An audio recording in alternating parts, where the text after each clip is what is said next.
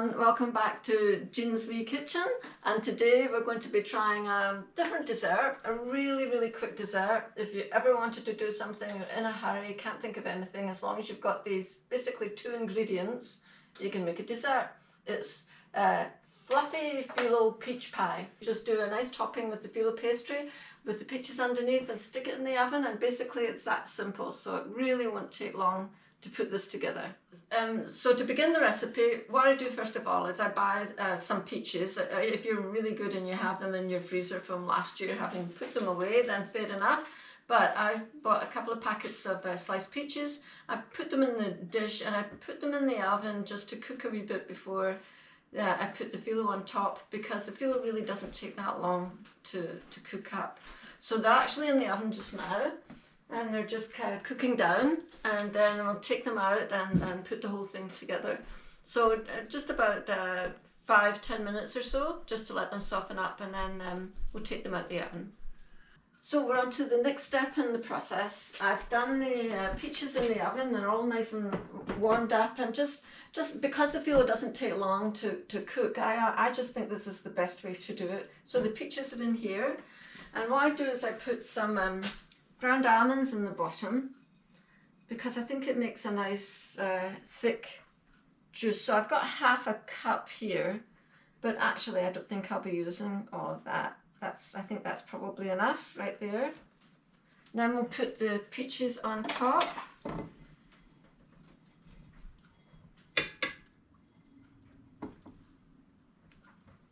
I buy these packets of peaches when they're on sale. And it's the same with other fruit as well, and then just keep them in the freezer for when you need to be able to do this. We're going to put some sugar over the top, and this is the sugar that I use, as the organic sugar. So peaches are quite sweet. I don't think you'll need an awful lot of sugar.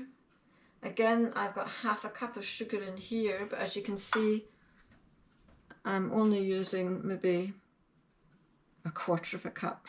Depending on the taste, what you like. If you like things super sweet, put more on. So that's it. That's your preparation for the fruit. Now the phyllo pastry is a whole different matter.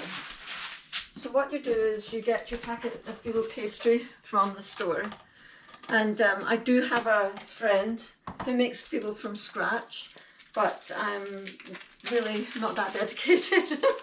It's a difficult process. It's really difficult and time consuming, and I've never done it, and probably have no intention of ever doing it in the future. Phyllo pastry is really thin, dries out almost instantly. So after you open it up, have a damp towel handy and unfurl it like that. And you see how it can rip just like that, so gotta be really careful with it. So that's it, that's a phyllo pastry. There's so many thin sheets of it. I mean, imagine doing that. I can't. Anyway, so we keep it under there while we just do the rest of this. So the phyllo pastry, I've got some cooking spray. We're going to put the cooking spray onto the phyllo pastry, and then we're going to get it in our hands and crunch it up. So each sheet is going to be crunched up and then individually put on top of the peaches to make a nice kind of mountainscape.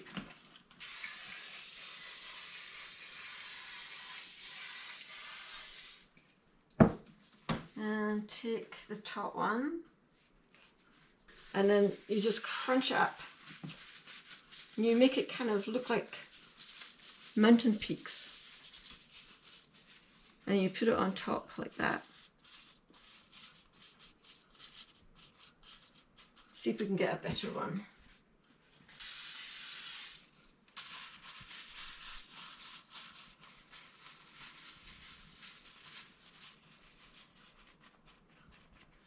And so you just keep going until you cover that. I reckon it will take about 6 sheets, 6 to 7 sheets. That's it. That's all you have to do. You get a hold of it, put it in the oven, 350, for at least 20 minutes. I would maybe make it go a wee bit longer than that. I like to make sure, because it's all crumpled up there, sometimes you need to make sure that the pastry's cooked in the middle. So 20 to 30 minutes, I would say, in the oven at 350. And then when we take that out, we've just got one more thing to do to finish off, and that's your dessert done.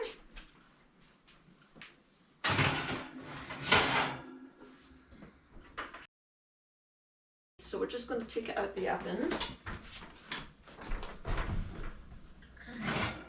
Golden brown and nice and crispy. I should have mentioned that of course you can put any kind of fruit at the bottom. I happen to have peaches, but I've done it with rhubarb and strawberries and just berries, anything at all that you want to put underneath, whatever you've got around, and with the phyllo on top.